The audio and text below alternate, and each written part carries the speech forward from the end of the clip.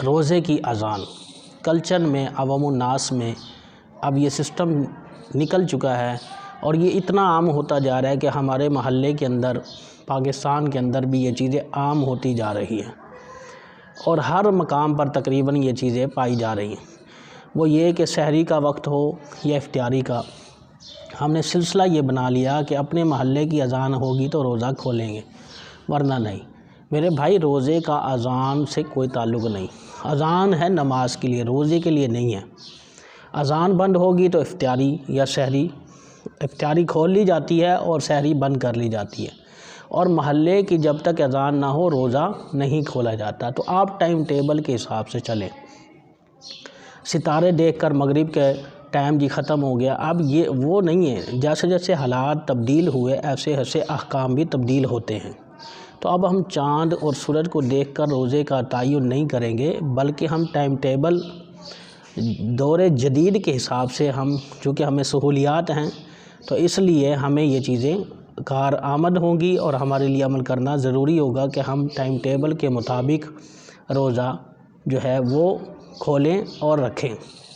سحری کے اندر احتیاطاً 5 منٹ پہلے روزہ بند کریں، اور افطاری کے اندر جو ہے آپ کم از کم 1 منٹ بعد روزہ کھولیں۔ جو ٹائم ٹیبل ہو آپ کے پاس، ہو سکتا ہے ممکن ہو کیلنڈر جو ہمارے ہاں چھپتے ہیں، سر کیلنڈر چھاپنے والا عالم دین نہیں ہے، مفتی نہیں ہے، چھاپنے والے اپنی اشتہار بنا لیتے ہیں اور وہ لوگوں کے اندر تقسیم کر دیتے ہیں، تو ہم انہی پر روزہ جو ہے کھول لیتے ہیں۔ تو احتیاط اسی میں ہے کہ ایپ دعوت اسلامی کی ایپ ہے، آپ ادھر سے پلے اسٹور پر جائیں اور دعوت اسلامی لکھیں اور وہ ایپ کو ڈاؤن لوڈ کر لیں۔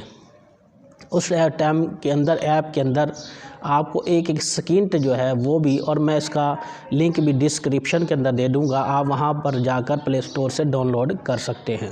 تو اس ایپ کو آپ رکھ لیں، اور اس کے اندر جو ہے آپ نے احتیاط یہ کرنی ہے کہ 5 منٹ پہلے جب روزہ آپ بند کریں تو دانت ضرور صاف کریں، ورنہ ذرات وغیرہ رہ جائیں گے اور وہ اگر آپ نگل لیں گے، چنے کے برابر ہوا یا کچھ بھی ذرات وغیرہ اندر گئے تو روزے کے مسائل پیدا ہو سکتے ہیں۔ اس طرح اگر چنے کے برابر ہو اور ذرے وغیرہ آپ نماز کے دوران نگل جائیں تو نماز بھی مفسد ہو جاتی ہے۔ تو لہٰذا روزے کی حالت کے اندر آپ نے دانتوں کو صاف رکھنا ہے، پاکی جو ہے مد نظر رکھنا ہے، خوشبو کا استعمال کریں، پسینے کی جو سمیل ہے اگر آپ کے بدن سے آتی ہے تو اس کا بھی دھیان رکھا جائے، نماز کا اہتمام کیا جائے، اور اچھی طریقے سے جو میں عرض کر رہا ہوں ان باتوں پر عمل کیا جائے۔ 5 گنا نماز اور وہ بھی باجماعت، ان چیزوں کا اہتمام کیا جائے۔ اگر یہ ویڈیو آپ کے لیے یوزفل ہو، لائک، شیئر اور کمنٹ ضرور کیجیے گا، اور مجھے بتائیے گا کس ٹاپک پر آپ ویڈیو چاہتے ہیں۔